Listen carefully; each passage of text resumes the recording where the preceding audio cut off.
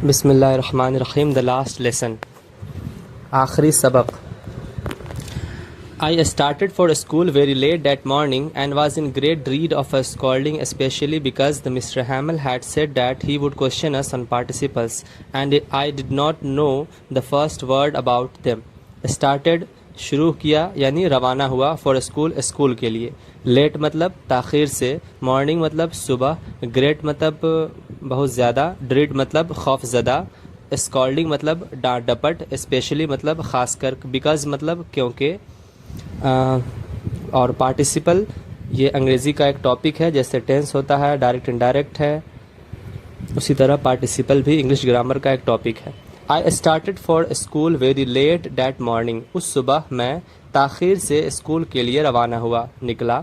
And was in great dread of scolding, और मैं बहुत ज़्यादा खौफज़दा था, ऑफ स्कॉल्डिंग डांट डपट की वजह से।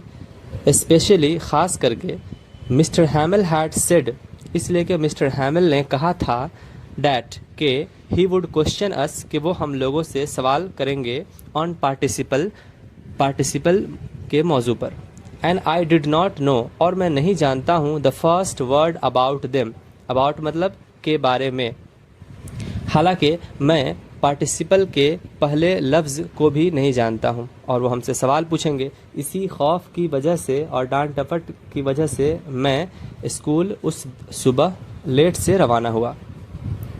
For a moment I thought of running away and spending the day out of doors.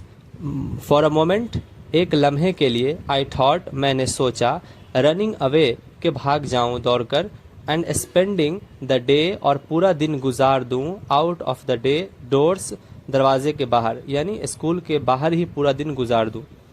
It was so warm, मौसम गर्म था यानी सुहाना मौसम था। सो ब्राइट, चमकीला मौसम था। The birds were chirping at the edge of the woods and in the open field back of the saw mill the Prussian soldiers were drilling. Birds परिंदा, चिर्पिंग मतलब चहचहाना, एज मतलब किनारा, वुड्स मतलब जंगल। Would रहे तो लकड़ी और एस लग जाए तो जंगल हो जाता है। ओपन फील्ड यानी खुले मैदान में, बैक पीछे, सॉ मिल मतलब आरा मशीन यानी लकड़ी चीरने वाली मशीन। प्रूशियन यानी पर्सियन, असल में रसिया होता है, लेकिन चूँकि पहले रसिया बहुत सारे मुल्क से मिलकर मिला हुआ था, अब चूँकि बंटवारा हो चुका है तो बंटवारे के बाद कोई रसिया बन गया, कोई फ्रांस बन गया, कोई जर्मन मुल्क बन गया। लेकिन शुरू में सब मुल्क जब एक साथ मुत्तहिद थे उस वक्त मतलब प्रशिया था और वहाँ के फ़ौजियों को प्रूशियन कहते थे। तो प्रूशियन सोल्जर्स मतलब फ़ौजी, ड्रिलिंग मतलब खुदाई करना, यहाँ मुराद है एक्सरसाइज करना। तर्जमा होगा, द बर्ड्स वर चिर्पिंग, परिंदे चहचहा रहे थे, at the edge of the woods, जंगल के किनारे, and in the open field, और खुले मैदान में, back of the saw mill, आरा मशीन के पीछे खुले मैदान में, the Prussian soldiers were drilling, Prussia के जो फौजी हैं वो एक्सरसाइज कर रहे थे। It was all much more tempting than the rule for participles.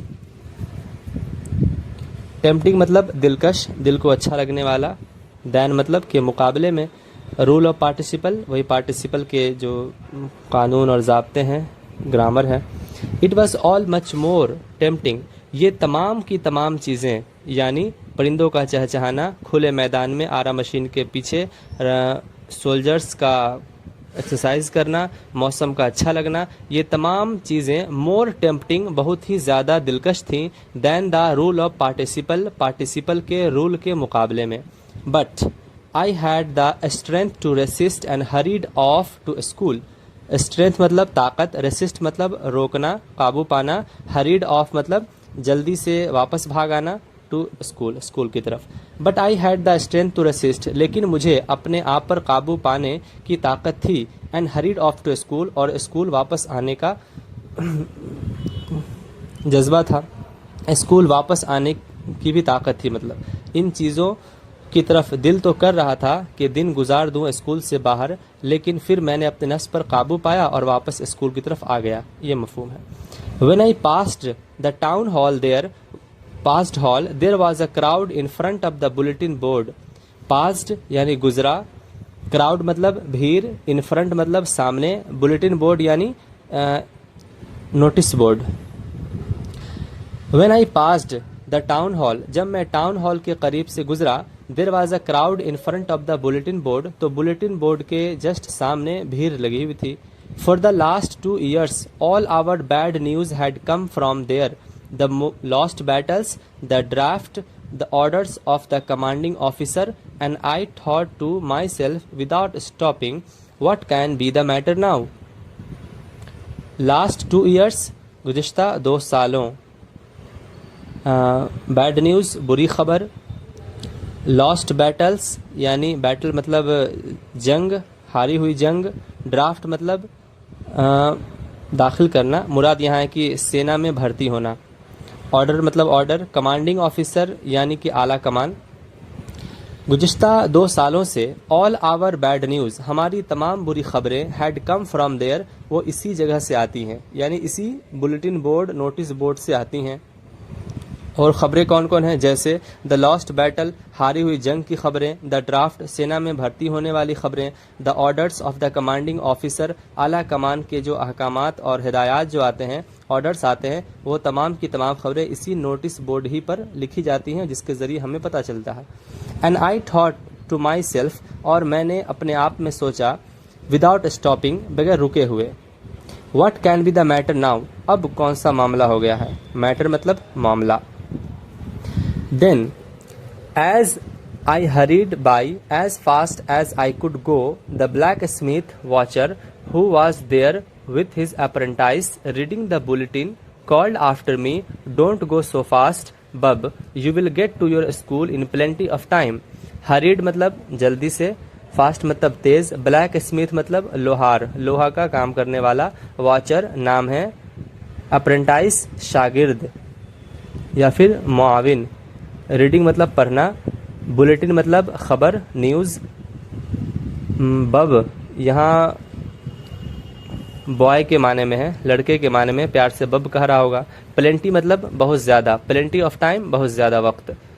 Then as I hurried, फिर जैसे ही मैंने जल्दी की स्कूल जाने के लिए, by as fast as I could go, तो जितना फास्ट हो सकता था मैं स्कूल जाने के लिए जल्दी किया। The blacksmith Wachter who was there, लोहार जिसका नाम वॉचर था, हु वॉज देयर वह वहाँ था, यानी नोटिस बोर्ड के पास था, विथ हिज अप्रेंटाइज अपने शागिर्द के साथ था, रीडिंग द बुलेटिन और वो भी खबर पढ़ रहा था। कॉल्ड आफ्टर मी, उसने मुझे पुकारा और क्या कहा, डोंट गो सो फास्ट, इतना तेज न चलो बब, ए बच्चे, you will get to your school, तुम स्कूल पहुंच जाओगे, चले जाओगे, इन प्लेंटी ऑफ टाइम, काफ़ी वक्त रहते हुए। I thought he was making fun of me, मैंने सोचा कि वह मुझ पर मजाक उड़ा रहा है, यानी मेरा मजाक बना रहा है। And reached Mister Hamel's little garden all out of breath, reached और मैं फिर पहुंच गया Mister Hamel's little garden, Mister Hamel के छोटे से बागीचे में, ऑल आउट ऑफ ब्रेथ यानी पूरी सांस के साथ, पूरी ताकत के साथ मैं पहुंच गया, यानी हाँफते हाँफते सांस लेते लेते मैं मिस्टर हैमिल के उस छोटे से बागीचे की ओर पहुंच गया। यूजुअली आमतौर से व्हेन स्कूल बिगैन, जब स्कूल शुरू होता है, देयर वाज अ ग्रेट बशल, तो बहुत ही ज़्यादा शोरगुल होता है। विच कुड बी हर्ड, जो कि सुना जा सकता है, आउट ऑफ द स्ट्रीट, सड़क के बाहर से ही सुना जा सकता है, सड़क पर ही से सुना जा सकता है। The opening and closing of desk, desk के खोले जाने और बंद किए जाने की आवाज़।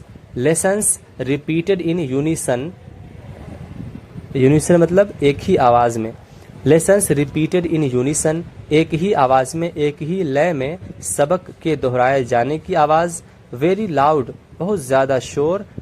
With our hands over our ears to understand better, our hands हमारे हाथ, ओवर आवर ईयर्स हमारे कानों के ऊपर, टू अंडरस्टैंड बेटर ताकि अच्छे तरीके से समझ सकें।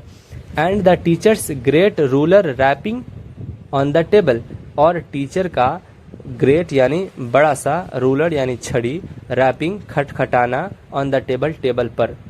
यहाँ बता रहे हैं कि आमतौर पे स्कूल जब शुरू होता है तो इस तरीके की आवाज़ होती रहती है जो कि सड़क के बाहर से भी सुनी जा सकती है, लेकिन आज चूँकि पता नहीं क्यों सन्नाटा छाया हुआ था, इसी चीज़ को यहाँ पर राइटर बता रहा है। तर्जमा देखिए, यूजुअली आमतौर से जब स्कूल शुरू होता है तो बहुत ज़्यादा शोरगुल होता है जो कि सड़क पर ही से सुनाई दे देता है।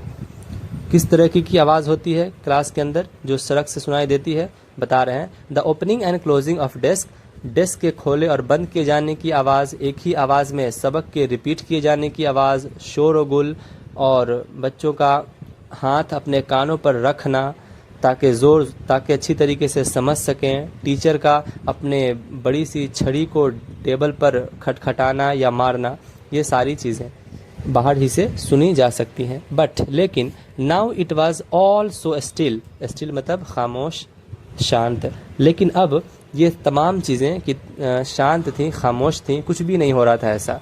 I had counted on the commotion to get to my desk without being seen, but of course that day everything had to be as quiet as Sunday morning. Counted on यानी भरोसा किया, मुनहसिर होना, यानी आमतौर पे जो लड़का है इसका मामूल ये था कि जब क्लास में टीचर पढ़ाने में मशगूल होते थे और बच्चे शोरगुल में मशगूल होते थे तो ये छुप छुपा कर खामोशी के साथ अपने डेस्क तक, अपने सीट तक जाकर पहुंच जाता था, लोगों की नज़रों से बच करके। उसी को बता रहा है कि आई हैड काउंटेड ऑन, कि मैं तो इसी चीज़ पर भरोसा किए हुआ था, द कमोशन, कमोशन मतलब भी शोरगुल। I had counted on the commotion, मैं तो कमोशन ही पर मुनहसिर था, यानी उसी शोरगुल ही पर मैं भरोसा किए हुए था। To get to my desk, ताकि मैं अपने डेस्क तक पहुंच जाऊं, विदाउट बीइंग सीन, बगैर देखे हुए, यानी बगैर कोई मुझे देखे मैं डेस्क पर पहुंच जाता हूं, मैं इसी शोरगुल ही पर तो भरोसा किए हुए था। बट लेकिन ऑफ कोर्स, बिल्कुल, दैट डे, उस दिन, everything had to be as quiet as Sunday morning, लेकिन उस दिन तमाम की तमाम चीज़ें इस तरीके के से शांत थीं गोया के संडे की सुबह हो। क्वाइट मतलब शांत। थ्रू द विंडो, खिड़की के बाहर से, आई सॉ माई क्लासमेट्स, मैंने अपने क्लास के साथियों को देखा, ऑलरेडी इन देयर प्लेसेस, वो अपनी अपनी जगह पर मौजूद थे, and mister हैमिल walking up and down, और मिस्टर हैमिल जो टीचर थे वो आगे पीछे टहल रहे थे। अप एंड डाउन मतलब ऊपर नीचे, मुराद है आगे पीछे टहल रहे थे। With his terrible iron ruler, अपने भयानक लोहे के रूलर यानी छड़ी, टेरिबल मतलब भयानक, अंडर हिज आर्म, अपने बाजू के नीचे दबाए हुए, अपने बाजू के नीचे भयानक लोहे की छड़ी को दबाए हुए मिस्टर हैमिल क्लास में आगे पीछे टहल रहे थे। I had to open the door, मुझे दरवाज़ा खोलना था, एंड गो इन, और मुझे अंदर जाना था, बिफोर एवरीबडी, कबल इसके के हर कोई मुझे देखे, यानी किसी के देखने से कबल ही मुझे दरवाज़ा खोलकर अंदर जाना था। You can imagine how I blushed and how frightened I was, imagine मतलब तस्वुर करना, ब्लश्ड शर्मिंदगी, फ्राइटेंड डरना, खौफजदा होना। यू कैन इमेजिन, आप तस्वुर कर सकते हैं, राइटर पढ़ने वाले को, रीडर को कह रहा कि आप तस्वुर कर सकते हैं कि उस दिन मैं कितना ज़्यादा शर्मिंदा और कितना ज़्यादा डरा हुआ था। बट नथिंग हैपेंड, लेकिन कुछ भी नहीं हुआ। मिस्टर हैमिल सॉ मी, मिस्टर हैमिल जो टीचर था उसने मुझे देखा, एंड सेड वेरी काइंडली, और रहमदिली के साथ उसने मुझसे कहा, go to your place quickly, जल्दी से अपनी जगह पर चले जाओ। लिटिल फ्रेंड्स, छोटे फ्रेंड्स नाम था। We were beginning without you, हम तो तुम्हारे बगैर ही शुरू कर रहे थे, यानी आज का सबक तुम्हारे बगैर ही शुरू करने वाले थे। I jumped over the bench, मैं बेंच पर कूदा, यानी बेंच की तरफ बढ़ा जल्दी से, and sat down at my desk, और मैं अपने डेस्क पर बैठ गया। Not till then, when I had got a little over my fright, did I see that our teacher had on his beautiful green coat, his frilled shirt and the little black silk cap, all embroidered, that he never wore except on inspection and prize days. Not till then, उस वक्त तक नहीं, इसके बाद When I had got a little over my fright, इसको जुमला मुतज़ा के तौर पर रहने दीजिए। यहाँ से देखिए डिड आई सी से तर्जमा। नॉट टिल देन, उस वक्त तक नहीं।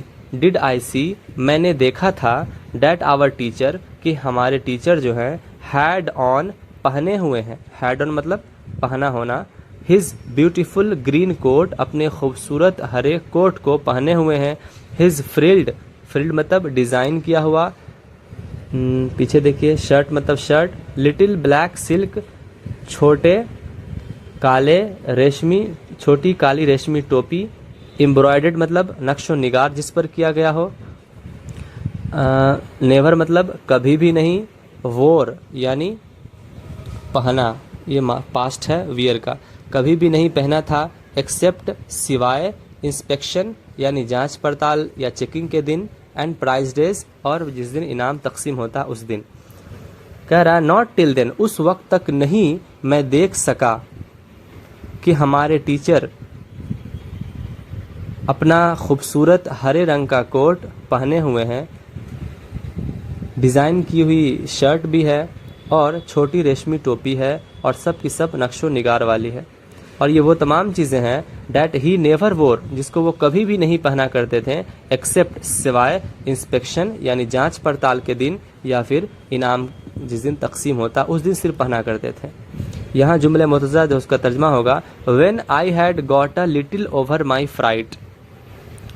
लिटिल ओवर माई फ्राइट मतलब, अब फ्राइट मतलब खौफ, ठीक है, अपने खौफ पर काबू पाना। लिटिल मतलब थोड़ा, ओवर मतलब ऊपर, हावी होना या काबू पाना। When I had got a little over my fright, जब मैं अपने खौफ पर हावी हो गया या काबू पा लिया थोड़ा सा। पहले तो डरा हुआ था, इसीलिए वो अपने टीचर को नहीं देख पा रहा था कि उसका टीचर कौन सा ड्रेस पहने हुआ था। लेकिन जब इत्मीनान से अपने डेस्क पर बैठ गया और उसका खौफ थोड़ा दूर हो गया और वो अपने खौफ पर थोड़ा काबू पा लिया, तब कह रहा है कि मैंने देखा कि मेरे टीचर इस तरह का लिबास पहने हुए हैं। पीछे besides the whole school seemed so strange and solemn. Besides यानी इसके बावजूद, इसके अलावा, होल स्कूल पूरा का पूरा स्कूल, सीम्ड मालूम हो रहा था, सो स्ट्रेंज एंड सोलेम बहुत ही ज़्यादा अजीब, और सोलेम यानी संजीदा, सन्नाटा सन्नाटा मालूम हो रहा था। बट द थिंग, लेकिन वो चीज़, डैट जो कि सरप्राइज मी मोस्ट, जिसने मुझे बहुत ज़्यादा ताज्जुब में डाल दिया, वाज वो ये थी कि most was to see, but the thing that surprise me most was to see, लेकिन वो चीज़ जिसने मुझे सबसे ज़्यादा हैरत में डाल दिया, ताज्जुब में डाल दिया, वो ये देखने वाली थी कि ऑन द बैक बेंचेज, के क्लास में सबसे पीछे वाली बेंच पर, दैट वर ऑलवेज एम्प्टी, जो कि हमेशा खाली रहा करता था आमतौर से, द विलेज पीपल, गांव के लोग, सिटिंग बैठे हुए हैं, क्वाइटली खामोशी के साथ, दैट आवर सेल्फ अपने आप में, यानी अपने आप में खामोशी के साथ वो लोग पीछे बैठे हुए थे। और क्लास में गांव के लोग क्या कर रहे हों तो इसी चीज़ पर वो ताज्जुब कर रहा था। ओल्ड हॉसर, बूढ़ा हॉसर भी था, द विथ हिज 3 कॉर्न्ड हैट, अपने 3 कोने वाली टोपी पहने हुए। द फॉर्मर मेयर, साबिक मेयर साहब भी थे। The former post master, farmer यानी साबिक पोस्ट मास्टर भी थे। एंड सेवरल अदर्स बिसाइड्स, और इनके अलावा और भी कई लोग पीछे, गांव के लोग बैठे हुए थे पीछे बेंच पर। एवरीबडी, हर कोई, लुक्ड सैड, हर कोई उदास नज़र आ रहा था। एंड हॉसर, और जो बूढ़ा हॉसर था, had brought an old primer, brought मतलब लाया, और वो एक पुरानी प्राइमरी की बुक भी लाया हुआ था। ओल्ड मतलब पुराना, प्राइमर मतलब प्राइमरी की बुक जो बचपन में पढ़ा करता था, वो भी अपने साथ लेकर आया हुआ था।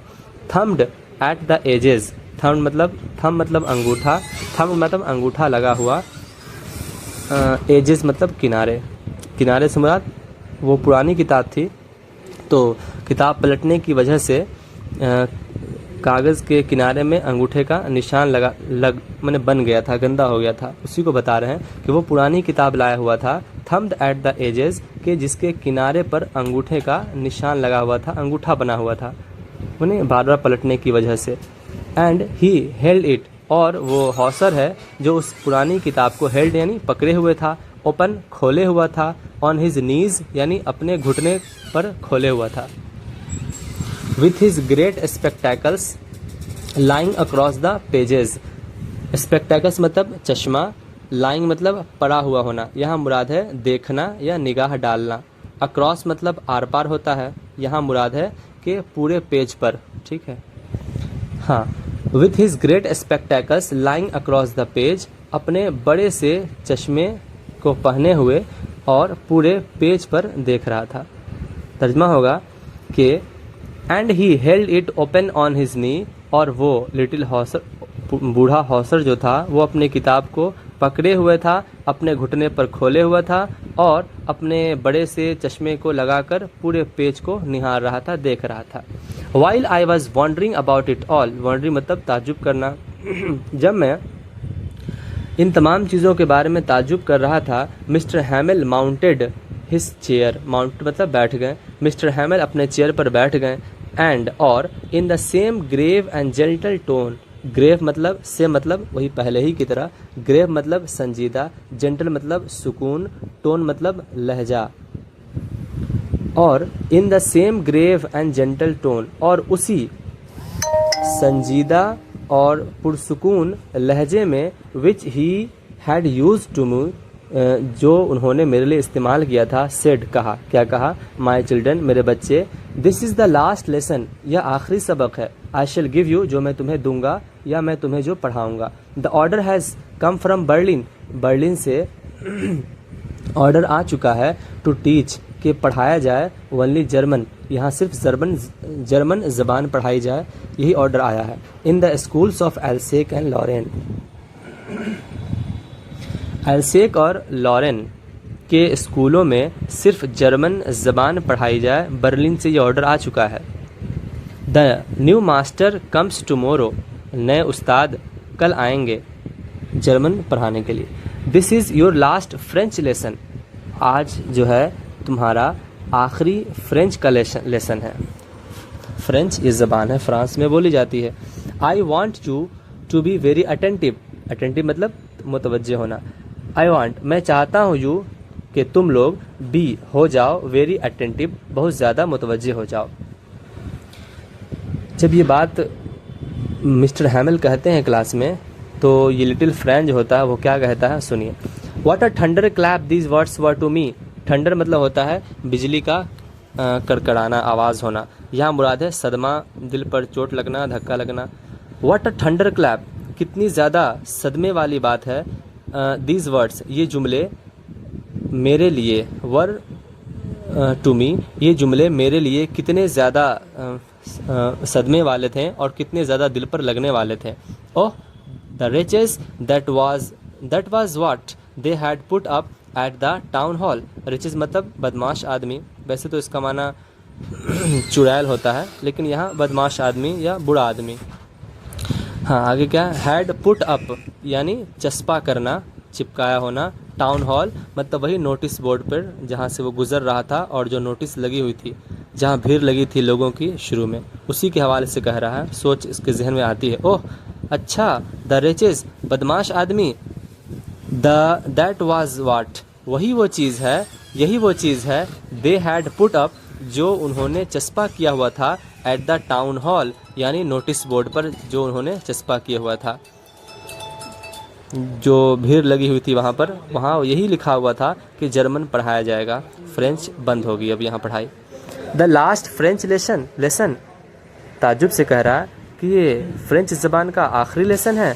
वाई अफसोस, I hardly knew how to write, hardly मतलब बमुश्किल, मैं मुश्किल से फ्रेंच लिखना जानता हूँ। I should never learn any more, अब मैं और ज़्यादा नहीं सीख सकूँगा। I must stop there then, मुझे ज़रूर रुक जाना चाहिए वहाँ। बर्ड्स, ओह हाउ सॉरी, कितना अफसोस, कितनी अफसोस की बात है। I was for not learning my lessons, के मैं अपने सबक को नहीं सीख सका, कितने अफसोस की बात है। यानी जब वक्त था जब फ्रेंच ज़बान पढ़ाई जाती थी तो मैं नहीं पढ़ता था, नहीं सीख सका, और आज जब आखिरी दिन है तो उसे अफसोस हो रहा है और वो कह रहा है हाउ सॉरी आई वाज, मुझे कितना अफसोस है, फॉर इस बात पर, नॉट लर्निंग ना सीखने की वजह से, माई लेसन्स अपने लेसन को, फॉर सीकिंग बर्ड्स एग अब क्यों नहीं सीख पाता था उसकी वजह बता रहा है।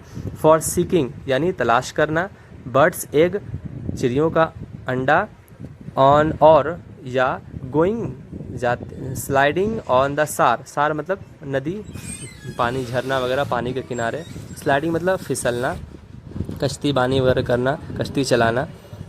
कह रहा है कि मुझे कितना अफसोस है कि मैं अपने सबक को नहीं सीख सका, फॉर सीकिंग बर्ड्स एग चिड़ियों का अंडा तलाश करने की वजह से, ऑन और गोइंग स्लाइडिंग ऑन द सार और नदी के पास कश्ती चलाने के लिए बार बार जाने की वजह से, यानी इन सब चीज़ों मसरूफ़ रह गया और सबक नहीं सीख सका।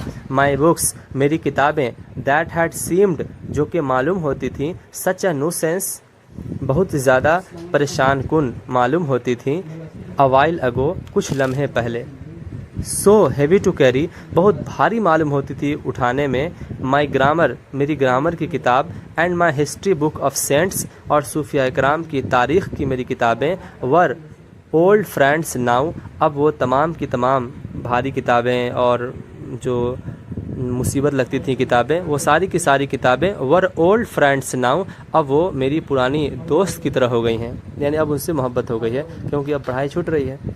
That I could not give up जिसको मैं अब नहीं छोड़ सकता हूँ, ठीक है ना। एंड मिस्टर हैमिल टू और मिस्टर हैमिल भी मुझे अब दोस्त की तरह लगने लगे हैं, टू मतलब भी, यानी मिस्टर हैमिल भी अब दोस्त ही की तरह लगने लगे हैं, जैसे वो किताबें अच्छी लगने लगी हैं उसी तरह मिस्टर हैमिल भी अब अच्छे लगने लगे हैं। The idea that he was going away वो ख्याल कि मिस्टर हैमिल अब यहाँ से जा रहे हैं, that I should never see him again कि हम उन्हें अब दोबारा कभी भी नहीं देख सकेंगे, मेड मी फॉरगेट ये तमाम चीज़ें भुला दी हैं, अबाउट हिज रूलर उनके छड़ी के ताल्लुक से, and how cranky he was और कितने अजीब रवैये और थोड़ा बदमाश थे बच्चे के ताल्लुक से, तो ये बच्चे के ताल्लुक से उनका बदमाश होना, अजीब रवैया और उनकी छड़ी, ये तमाम चीज़ों को मिस्टर हैमिल का जो जाना है ये भुला दिया है और अब वो मेरे नज़दीक दोस्त की तरह हो गए हैं। पुअर मैन बेचारा आदमी, it was the honour of his last lesson यह उनके आखिरी सबक ही का एजाज़ है, दैट के ही हैड पुट के वह पहने हुए हैं, पुट ऑन के वह पहने हुए हैं, हिज फाइन संडे क्लॉथ अपने खूबसूरत संडे के लिबास को पहने हुए हैं, एंड नाउ और अब, आई अंडरस्टूड मैं समझ गया, वाई कि क्यों, the old man of village के गांव के क्यों पुराने और बूढ़े आदमी, वर सिटिंग देयर क्यों वहाँ पीछे बैठे हुए हैं, in the back of the room के पीछे में क्यों बैठे हुए हैं, मैं समझ गया। वजह यही थी कि मिस्टर हैमिल जा रहे थे, आखिरी सबक था और यहाँ से फ्रेंच ज़बान भी पढ़ाई जो होती थी वो बंद हो रही थी, तो इसी एजाज़ में वो लोग आए हुए थे अफसोस करने के लिए। इट वॉज़ बिकॉज और ये इस वजह से था और इसलिए वो लोग आए हुए थे, it was because they were sorry इसलिए कि वो लोग बहुत अफसोस कर रहे थे, गांव के लोग बहुत अफसोस कर रहे थे इसीलिए वो लोग यहाँ आए हुए थे। टू यानी वो लोग भी बहुत अफसोस कर रहे थे, दैट के they had not gone to school more कि अब वो लोग भी स्कूल नहीं जा सकेंगे। It was their way of thanking, it was their way यह गांव वालों का अंदाज था, ऑफ थैंकिंग शुक्रिया अदा करने का, आवर मास्टर हमारे टीचर को, for his 40 years of faithful service, faithful मतलब मुखलिसाना, सर्विस मतलब खिदमात, एंड शोइंग मतलब मुजाहरा करना, देयर रिस्पेक्ट यानी अपनी रिस्पेक्ट पेश करने का अंदाज था, कंट्री मतलब मुल्क। It was their way of thanking our master यह हमारे टीचर को शुक्रिया अदा करने का अंदाज था, for his 40 years of faithful service यानी 40 साला मुखलिसाना खिदमात अंजाम देने का, end of showing the respect और रेस्पेक्ट जाहिर करने का फॉर द कंट्री, मुल्क के लिए, यानी मुल्क के लिए उन्होंने जो रेस्पेक्ट दिया है और 40 साल तक उन्होंने जो पढ़ाया है, इस रेस्पेक्ट को शो करने का ये गांव वालों का ये अंदाज़ था कि वो लोग यहाँ आकर के इनको रेस्पेक्ट दे रहे थे। While I was thinking of all this, जब मैं ये तमाम चीज़ें सोच रहा था, I heard my name called, मैंने सुना कि मेरा नाम पुकारा गया। It was the turn to recite, turn मतलब बारी, recite मतलब पढ़ना। It was my turn, अब पढ़ने की मेरी बारी थी। What would I not have given to be able to say that dreadful rule for the participle all through? What would I not have given to be? इसका मतलब पूरा हुआ कि मैंने क्या न किया। What would I not have given, कि मैंने क्या नहीं दिया, मैंने क्या नहीं किया, to be able, कि मैं हो जाऊं, मैं इस लायक हो जाऊं कि to say, कि पढ़ सकूं, that, उस ड्रेडफुल भयानक रूल फॉर पार्टिसिपल, पार्टिसिपल के नियम को ऑल थ्रू पूरी तरीके से, मैंने पार्टिसिपल के नियम को, भयानक नियम को पूरी तरीके से पढ़ने के लायक होने के लिए क्या न किया। वेरी लाउड एंड क्लियर, यानी सही तरीके से पढ़ने से के लिए, वेरी लाउड ज़ोर ज़ोर से पढ़ने के लिए, क्लियर और साफ साफ पढ़ने के लिए, एंड विदाउट वन मिस्टेक, और बगैर किसी गलती के मैंने क्या न किया। But I got mixed up, लेकिन मैं मिक्सड अप यानी कन्फ्यूज़ हो गया हूँ, ऑन द फर्स्ट वर्ड, पहले ही, ऑन द फर्स्ट वर्ड्स, मैं पहले ही वर्ड्स पर कन्फ्यूज़ हो गया हूँ, एंड स्टूड देयर, और खड़ा के खड़ा रह गया। जब पढ़ने के लिए कहा गया तो खड़ा का खड़ा रह गया। Holding on to my desk, अपने डेस्क को पकड़ करके खड़ा रह गया। माई हार्ट बीटिंग, मेरा दिल धक धक कर रहा था, यानी बीट कर रहा था। एंड नॉट डेयरिंग, डेयरिंग मतलब हिम्मत करना, टू लुक अप, ऊपर देखने का, and not daring to look up, और ऊपर देखने की हिम्मत नहीं कर पा रहा था।